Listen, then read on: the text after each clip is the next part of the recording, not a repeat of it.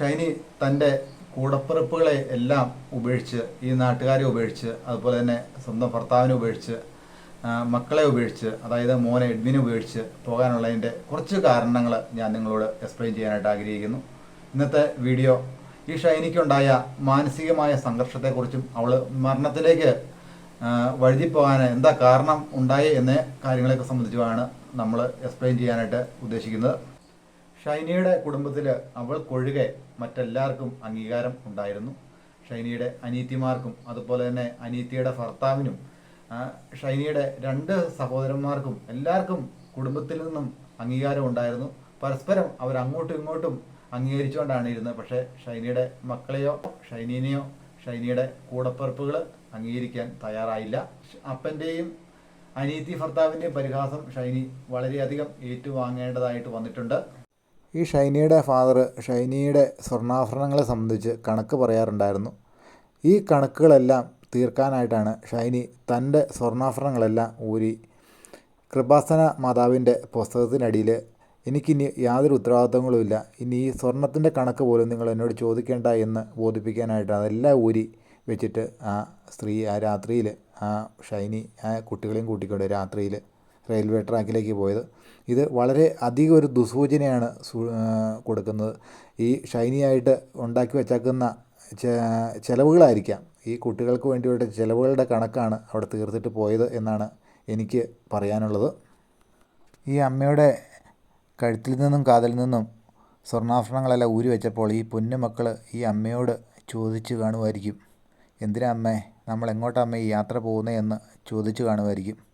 എന്താണേലും കരുതി കൂട്ടിയൊരു ഇറങ്ങലായിട്ടാണ് ഈ വീഡിയോ നമ്മളെ ബോധിപ്പിക്കുന്നത്. അതും 4:48 ആയപ്പോഴത്തേനും ഈ വീടടച്ച് ഇവരിറങ്ങി. അതും രാത്രിയിൽ കൂരിരുട്ടിലാണ് അവരിറങ്ങിപ്പോയത്.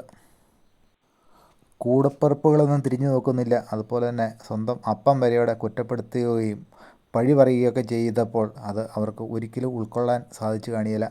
കുട്ടികൾ തലേദിവസം ഭക്ഷണം കഴിക്കാതെയാണ് കിടന്നുറങ്ങിയത് എന്നാണ് എനിക്ക് അറിയാനായിട്ട് സാധിച്ചത്. ഷൈനിയുടെ അനീതി ഭർത്താവിന് എരുതിയിൽ എണ്ണയൊഴിക്കുന്ന പരിപാടിയാണ് ഉണ്ടായിരുന്നത് എന്നാണ് എനിക്ക് അറിയാനായിട്ട് സാധിച്ചത്.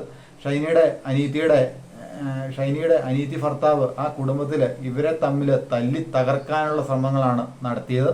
ഷൈനിയുടെ അനീതി ഭർത്താവ് ഒരു രാഷ്ട്രീയ കൂലിത്തൊഴിലാളിക്കാരനാണ്. പക്ഷേ ഈ പുള്ളി രാഷ്ട്രീയത്തിൽ നാട് നന്നാക്കാനായിട്ട് ഇറങ്ങിയപ്പോൾ സ്വന്തം കുടുംബം നന്നാക്കാനായിട്ട് മറന്നുപോയി എന്നുള്ള കാര്യങ്ങൾ കേരളത്തിലെ ജനങ്ങൾക്കെല്ലാം അറിയാം. ഇയാൾ എന്ത് രാഷ്ട്രീയ പ്രവർത്തകനാണെന്നാണ് ഞാൻ ചോദിക്കുന്നത്. തിരിച്ചു കഴിഞ്ഞപ്പോൾ റെയിൽവേ ട്രാക്കിൽ നിന്നും മാംസകഷ്ണങ്ങൾ വീതം വെച്ച് ടേബിളിൽ കൂട്ടാനായിട്ട് ഇയാൾ പരിക്രമം കാണിച്ചതിന് 4 ഉത്സാഹം ഇവരുടെ കുടുംബത്തിൽ നിങ്ങൾ ചെയ്തിരുന്നെങ്കിൽ ഈ അവസ്ഥ അവർക്ക് വരുമായിരുന്നോ? 2 പെൺമക്കൾ എവിടെ തിരിഞ്ഞാലും മുനവെച്ച വാക്കുകൾ തന്നെ പിതാവിൻ്റെയും അനീതി ഭർത്താവിൻ്റെയും ഭാഗത്തു നിന്നും അതുപോലെ തന്നെ ഷൈനിയുടെ സഹോദരങ്ങളുടെ ഭാഗത്തു നിന്നും ഏറ്റുവാങ്ങേണ്ടതായിട്ട് വന്നിട്ടുണ്ട്. ഇവരുടെ മരണത്തിൽ ഈ ഷൈനിയുടെ കൂടപ്പിറപ്പിന് നല്ല പങ്കുണ്ട്.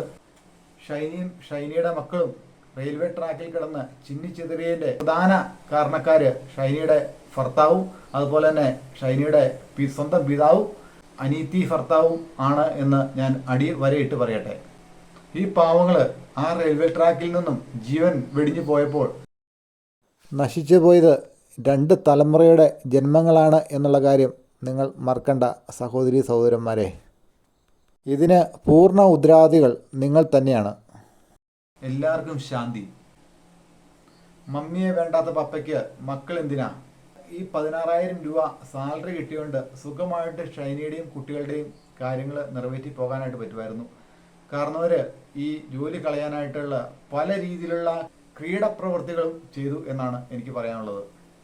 ജോലി ചെയ്തപ്പോഴത്തേനും കാരണവർ വക്രബുദ്ധി ഉപയോഗിച്ച് ഷൈനിയുടെ ജോലി തെറിപ്പിക്കാനാണ് ഉദ്ദേശിച്ചത്. അതിനുശേഷം അവൾ ജോലിയില്ലാതെ വളരെയധികം ബുദ്ധിമുട്ടേണ്ടതായിട്ട് വന്നിട്ടുണ്ട്. ഈ കാരിത്താസ് ഹോസ്പിറ്റലിൽ ഷൈനി ജോലി അന്വേഷിച്ച് പോയപ്പോൾ അവർക്ക് ബേബി കെയർ യൂണിറ്റിൽ ഈ ഷൈനിക്കൊരു ജോലി കൊടുത്തായിരുന്നെങ്കിൽ എങ്ങനെയെങ്കിലും ആ കുട്ടികൾക്ക് വല്ല മുലപ്പാലൊക്കെ കൊടുത്തും കുപ്പിപ്പാൽ കൊടുത്തൊക്കെ ആണെങ്കിലും അവൾ നല്ല രീതിയിൽ ആ യൂണിറ്റ് കൊണ്ടുപോയേനെ. അല്ലെങ്കിൽ ക്യാഷ്വാലിറ്റിയിലോ BP നോക്കാനോ അതുപോലെ ഇഞ്ചക്ഷൻ ചെയ്യാനോ ചെറിയ ചെറിയ പണികൾ കൊടുത്തായിരുന്നെങ്കിൽ നിങ്ങളൊരു തൂപ്പുകാരിക്ക് കൊടുക്കുന്ന പരിഗണന പോലും ഈ BSc നഴ്സിന് കൊടുത്തില്ല എന്നുള്ളതാണ് ഞാൻ പറയുന്നത്. BSc നഴ്സിംഗ് എന്ന് പറഞ്ഞു കഴിഞ്ഞാൽ ഡോക്ടറേറ്റിന് തുല്യമായ ഒരു കോഴ്സാണ്. അത് ഒരു വിദ്യാഭ്യാസ കാലഘട്ടമാണ്. ആ വിദ്യാഭ്യാസത്തിന് ഇത്രമാത്രം വിലയുള്ളോ എന്നാണ് ഞാൻ ചോദിക്കുന്നത്. ഈ നെതർലൻഡിലും അതുപോലെ തന്നെ അമേരിക്കയിലും ജോലി ചെയ്യുന്ന ഷൈനിയുടെ സഹോദരന്മാരോട് ഞാൻ ചോദിക്കുകയാണ്, സ്വന്തം കൂടപ്പിറപ്പ്, സ്വന്തം സഹോദരി മരിച്ചു കഴിഞ്ഞാൽ പള്ളിയിൽ പോകുന്ന ഒരു കർമ്മ എന്നൊരു പരിപാടി ഉണ്ടല്ലോ, നിങ്ങൾ മറന്നുപോയോ? നിങ്ങൾ എത്ര നാള് ഈ സഹോദരിക്ക് വേണ്ടിയിട്ട് ഒരു ബലിയർപ്പിക്കാനായിട്ട് നിങ്ങൾ നാട്ടിൽ തങ്ങിയെന്നാണ് ഞാൻ ചോദിക്കുന്നത്. കൂടപ്പറപ്പിനോട് സ്വന്തം വീട്ടിലേക്ക് കടന്നു വന്നപ്പോൾ നിങ്ങൾ ഈ ഷൈനീനെ നോക്കാനുള്ള പൂർണ്ണ ഉത്തരവാദിത്വം നിങ്ങൾക്കും ഫാദറിനും ഉണ്ടായിരുന്നതാണ്. ഇവളെ നിങ്ങൾ എല്ലാ രീതിയിലും നിങ്ങൾ കുത്തി മുറിവേൽപ്പിക്കുകയാണ് ചെയ്തത്. ഈ കേരളത്തിൽ ഇതുപോലെ ബുദ്ധിമുട്ട് അനുഭവിച്ച ഒരു സ്ത്രീ കാണിയാല എന്നാണ് എനിക്ക് പറയാനുള്ളത്. നാട്ടിലെ വന്യജീവികൾ പോലും നിങ്ങൾ കാണിക്കുന്ന പോലെ പ്രവൃത്തി കാണിക്കത്തില്ല. അതുങ്ങൾക്ക് വേണ്ടി ഇതിനേക്കാളും കൂടുതൽ സ്നേഹം. ഉറക്കത്തിൽ പോലും ആൾക്കാർ എന്നെ വിളിച്ചിട്ട് പറയാറുണ്ട്, ഞെട്ടി എണീക്കുമെന്ന് ഈ കുട്ടികളുടെ ഫേസ് മുഖത്തേക്ക് വന്നിട്ട്. മനസ്സിൽ നിന്നും അങ്ങനെ മായുന്നില്ല എന്നാണ് പറഞ്ഞത്. ഒരാളല്ല, ഒത്തിരി അധികം ആൾക്കാർ പറഞ്ഞു. പക്ഷേ കൂടപ്പിറപ്പുകളെ, നിങ്ങൾ ഈ കുട്ടികളെ കണ്ടിട്ടില്ലേ? നിങ്ങൾ ഈ കുട്ടികളെ എടുത്തിട്ടില്ലേ? നിങ്ങൾ ഈ കുട്ടികളെ കൊഞ്ചിച്ചിട്ടില്ലേ? ഞാൻ ചോദിക്കുവാണ്. വളരെയധികം മോശമെന്നല്ലാതെ വേറെ ഒന്നും എനിക്ക് പറയാനില്ല. Very painful news, broke my heart. ഈ ഷൈനിക്ക് 3.5 ലക്ഷത്തിൻ്റെ വലിയൊരു ചുമട് പിടിച്ച് തലയിലേക്ക് വെച്ച് കൊടുത്തല്ലോ. അതിൻ്റെ ഉത്തരവാദിത്വം എന്തായിരുന്നു എന്നാണ് ഞാൻ ചോദിക്കുന്നത്. ഈ അച്ഛനോട്, അച്ഛൻ എന്ന് പറഞ്ഞ കള്ളക്കത്തനാരോട് ഞാൻ ചോദിക്കുക, നിങ്ങൾ നിയമം എവിടെയാണ് പഠിച്ചത്? നിങ്ങൾ ഈ സമൂഹത്തിലുള്ള ജനങ്ങളെ ഈ രീതിയിലാണ് നിങ്ങൾ നിയമം പഠിപ്പിച്ച് നിയമ കുരുക്കിൽ പെടുത്തി കൊല്ലുന്നതെന്നാണ് ചോദിക്കുന്നത്. നിങ്ങൾ എന്തിനാണ് നിയമം പഠിച്ചത്? ഇതിൽ ഭാരിച്ച എമൗണ്ട് ഇയാക്കടെ കള്ളക്കത്തനാരെ ഇയാക്കടെ ആവശ്യങ്ങൾക്കാണ്, ഇയാക്കടെ ഫാദറിന് ചെലവാക്കാനായിട്ടല്ല ഈ പെണ്ണ്, ഈ ഷൈനി ഈ പൈസ മൊത്തം ചെലവഴിച്ചേ.